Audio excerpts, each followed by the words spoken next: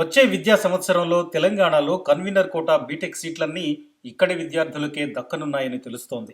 ఇప్పటి వరకు కొనసాగిన 15% అన్రిజర్వ్డ్ కోటా రద్దు కానుందని సమాచారం.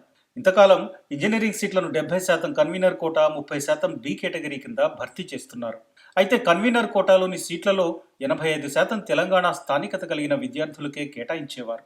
మిగిలిన 15% సీట్లకు తెలంగాణతో పాటు ఏపీ విద్యార్థులు కూడా పోటీ పడే అవకాశం ఉండేది.